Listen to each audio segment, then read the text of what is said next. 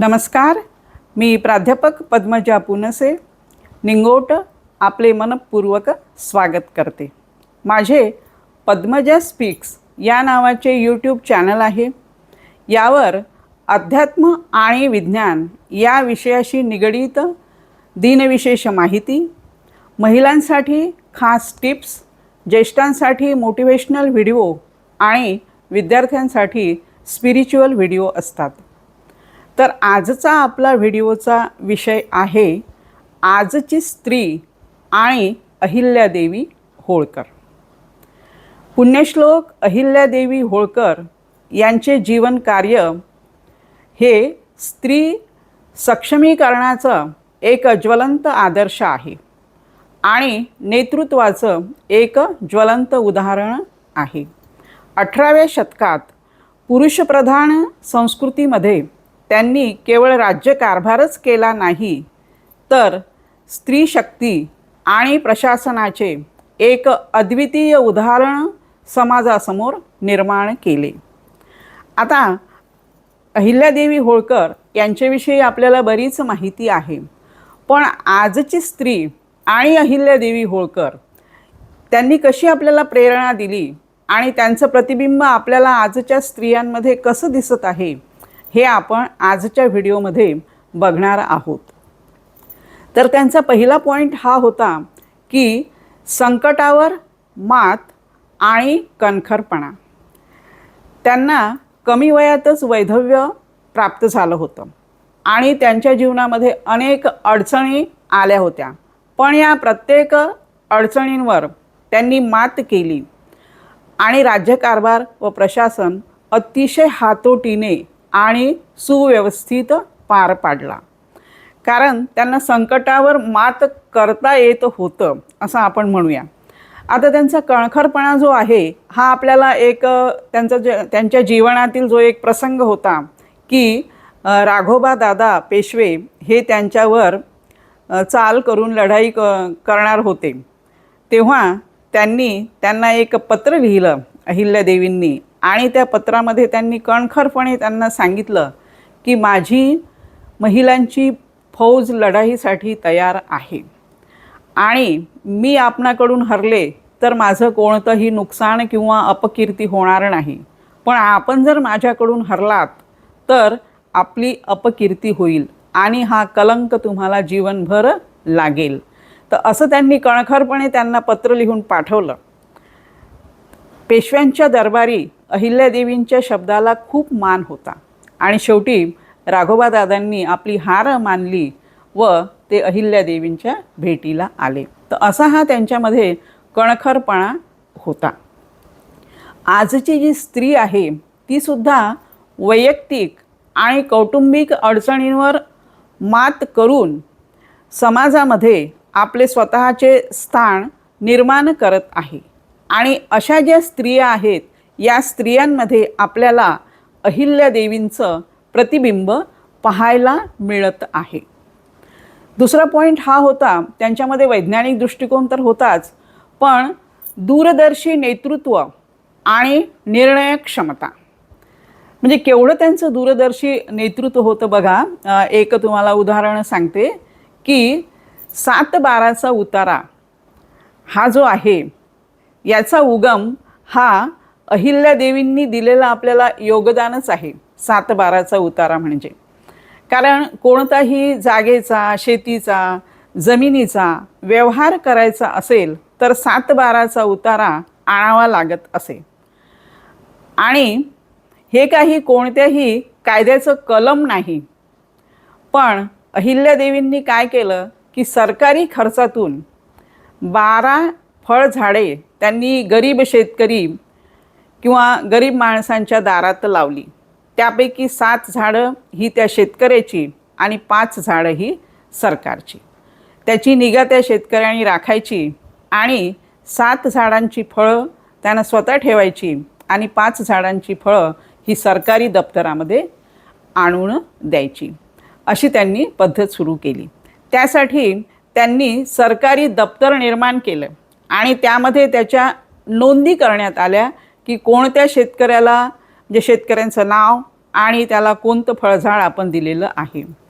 मग काय झालं की लोक त्याला सातबाराच म्हणायला लागले आणि ह्या नोंदीच्या उतार्याला सातबाराचा उतारा असे म्हणण्याचा प्रघातच पडला आणि तो आजतागायत चालू आहे. तर केवढी ती दूरदृष्टी, म्हणजे अशी त्यांना दूरदृष्टी होती आणि निर्णय घेण्याची क्षमता तर त्यांची अतिशय उत्तम होती. कारण त्यांना तेव्हाच्या काळात हे माहिती होतं की पिण्याच्या पाण्याची समस्या ही भेडसावणार आहे.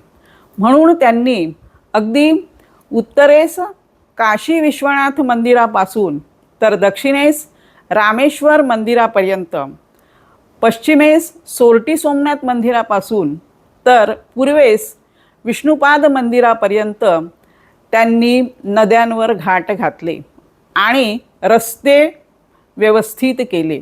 कारण काय की कोणताही यात्रेकरू जो तीर्थाटन करत असेल तर त्याला कुठेही जाण्यास त्याला म्हणजे दळणवळणाचं साधन त्याला उपयोगात त्यांनी आणून दिलं. म्हणजे अशी निर्णय घेण्याची क्षमता त्यांच्यामध्ये खूप होती.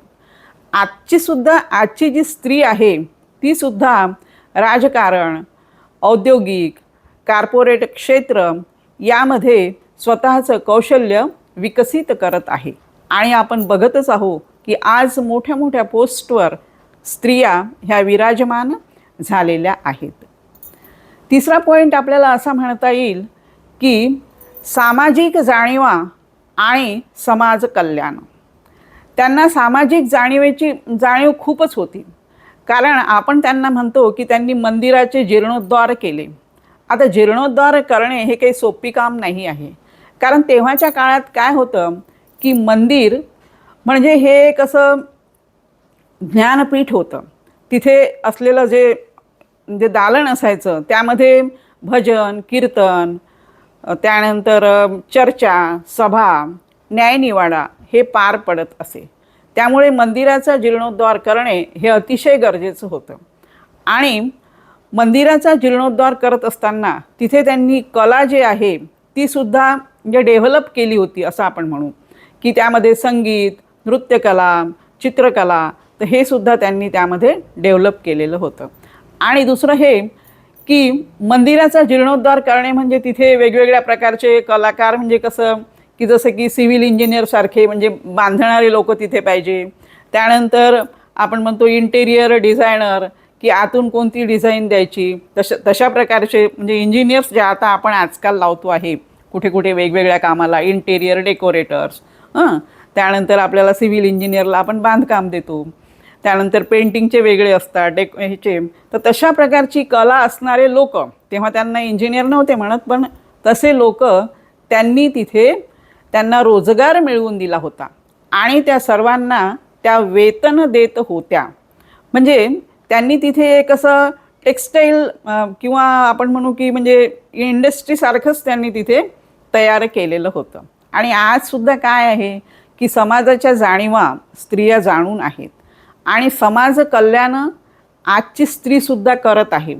आजची जी स्त्री आहे ती NGO सारख्या म्हणजे नॉन गव्हर्मेंट ऑर्गनायझेशन यामध्ये सुद्धा त्या आपल्यामधील जे कौशल्य आहे त्या विकसित करत आहेत आणि आपल्याला त्यांचे कौशल्य हे तिथे दिसत आहे. आणि या सर्वांमध्ये आपल्याला अहिल्यादेवीच्या नेतृत्वाचं प्रतिबिंब स्त्रियांमध्ये दिसत आहे.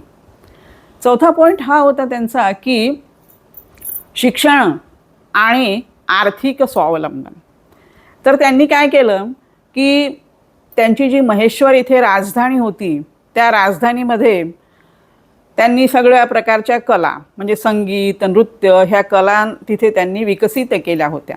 त्यासोबतच त्यांनी आजूबाजूची फुले आणि आदिवासी महिलांनी काढलेली चित्रे यापासून माहेश्वरी साडीची निर्मिती केली होती आणि त्यांना त्या सगळ्या लोकांना रोजगार देत होत्या. म्हणजे त्यांनी त्या तेथील तरुण पिढीला, महिला आणि पुरुष दोघांनाही रोजगार उपलब्ध करून दिला होता.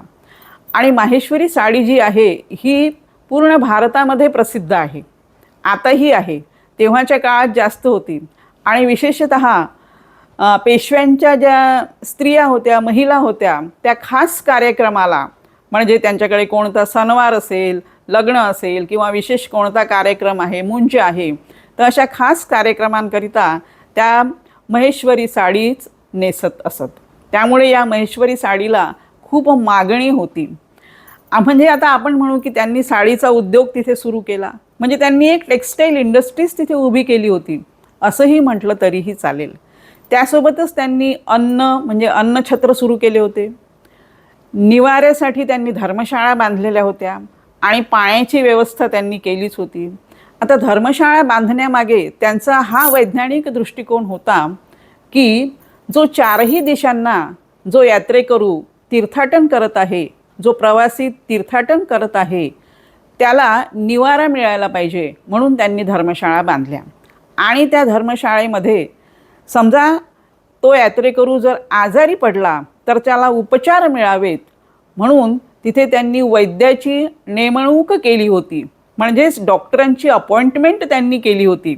आणि अशा कितीतरी धर्मशाळा त्यांनी बांधल्या आणि या प्रत्येक धर्मशाळेमध्ये वैद्याची नेमणूक म्हणजे डॉक्टरांची अपॉइंटमेंट त्यांनी केली होती. म्हणजे किती त्यांचा वैज्ञानिक दृष्टिकोन होता. तर हे मानवासाठी तर त्यांनी केलंच, पण जलचर आहे तर जलचरांसाठीही त्यांनी विशेष व्यवस्था केली होती. त्यांच्याकडे जे 108 शिवलिंग महेश्वरमध्ये तयार करायचे दररोज मातीचे, त्यामध्ये अन्नधान्य भरून ते शिवलिंग नर्मदा नदीमध्ये विसर्जन करत होते की जलचरांना अन्नधान्य मिळायला पाहिजे. पशु, प्राणी, पक्षी यांचीसुद्धा त्यांनी व्यवस्था केलेली होती. म्हणजे त्यांनी काय केलं होतं की सगळ्यांना असं स्वावलंबी बनवलेलं होतं आणि त्यांचा हा खूप मोठा वैज्ञानिक दृष्टिकोन होता. म्हणून त्यांनी केलेल्या ह्या कार्याची दखल भारतात तर घेतलेलीच आहे, पण भारताबाहेरसुद्धा घेण्यात आलेली आहे. प्रसिद्ध लेखक लॉरेन्स यांनी त्यांची तुलना कॅथरीन द ग्रेट म्हणजे रशियाची राणी होत्या, त्यानंतर एलिझाबेथ इंग्लंडची राणी आणि मार्गारेट डेन्मार्कची राणी यांच्यासोबत केली होती. आणि त्यांनी असं म्हटलं होतं की जेव्हा जेव्हा या जगामध्ये महान स्त्रियांचा इतिहास लिहिला जाईल तेव्हा अहिल्यादेवीचं स्थान हे अग्रगण्य असेल. त्यांचं स्थान हे दीपस्तंभासारखं आहे आणि आहेच, आपण बघत आहोत. पण आपला आजचा विषय आहे की आजची स्त्री आणि अहिल्यादेवी होळकर. तर आजची स्त्रीसुद्धा शिक्षण घेऊन स्वावलंबी बनलेली आहे. ती आता कुणासमोर तिला पैसे मागण्याची गरज नाही आहे. तिला आर्थिक बळ मिळालेलं आहे कारण ती शिक्षणामुळे पुढे गेलेली आहे आणि मोठमोठ्या पोस्टवर ती गेलेली आहे.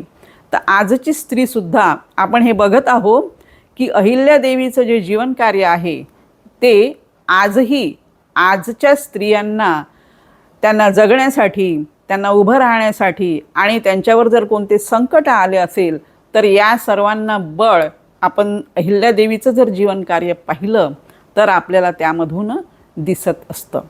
आणि कोणतंही बघा, त्यांची म्हणजे मूर्ती लहानच होती पण अगदी त्यांचं जे कर्तृत्व होतं, कर्तृत्व हे तर आपल्याला माहितीच आहे.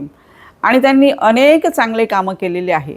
शिवाय त्या फक्त काही म्हणजे घाटापुरतेच मर्यादित, नद्यांवर घाट बांधले आणि हातामध्ये महादेवाची पिंड आहे एवढ्या पुरत्याच त्या मर्यादित नव्हत्या, तर त्यांचा खूप मोठा वैज्ञानिक दृष्टिकोन होता आणि तो त्यांनी अगदी उत्तम प्रशासन करून पार पाडला. दररोज त्या दरबार भरवत आणि त्या दरबारामध्ये जे रयतेचे प्रजेचे प्रश्न होते ते सर्व त्या सोडवत असत आणि त्या तिथे उपलब्ध असत. म्हणजे कोणासही अडचण त्या येऊ देत नव्हत्या. आणि त्यांचं शासन हे कडकसुद्धा होतं, म्हणजे त्यांनी त्यांच्या स्वतःच्या मुलालासुद्धा शिक्षा केली होती, असं त्यांचं कडक शासन होतं. त्या शिवभक्त तर होत्याच, कारण का त्यांच्या माहेरीच त्यांचं दैवत खंडोबा होतं आणि सासरी आल्यानंतर माळव्याला जेव्हा त्यांचं लग्न झालं होळकर घराण्यामध्ये तर तिथेही त्यांचं आद्य दैवत हे शंकरजीच होतं. त्यामुळे त्या शिवभक्त होत्याच आणि त्या शंकरासोबत त्यांचं अगदी भक्तीचं नातं हे जोडलेलं होतं. म्हणून आजची स्त्री जी आहे ही जरी भक्ती करत असेल, देवदर्शन करत असेल, पण तरीही तिच्यामध्ये आपल्याला अहिल्यादेवीचं प्रतिबिंब हे पाहायला मिळतं. कारण जेव्हा जेव्हा बघा आपल्यावर कोणतं संकट आलेलं असेल, वैधव्य प्राप्त झालेलं आहे, कुठली आर्थिक परिस्थिती किंवा कुठला निर्णय घ्यायचा आहे किंवा कुठलं प्रतिनिधित्व करायचं आहे, नेतृत्व करायचं आहे तुम्हाला, काही समाज कल्याण करायचं आहे, तर अशा वेळेस जर आपण अहिल्यादेवीचं जीवन कार्य वाचलं, त्यांचा जीवन प्रवास आपण ऐकला, तर आपल्याला त्यामधून अगदी 100% प्रेरणा मिळते आणि आपण आपल्या लाईफमध्ये तशा प्रकारची प्रगती करू शकतो. तर आता यावर्षी त्यांची 301वी जयंती आहे, त्यानिमित्ताने त्यांना मी प्रणाम करते आणि आपणा सर्वांना त्यांच्या जयंतीच्या शुभेच्छा देते. तर असेच हसत रहा, आनंदी रहा. पुन्हा भेटूया माहितीपूर्ण व्हिडिओसोबत. तोपर्यंत नमस्कार.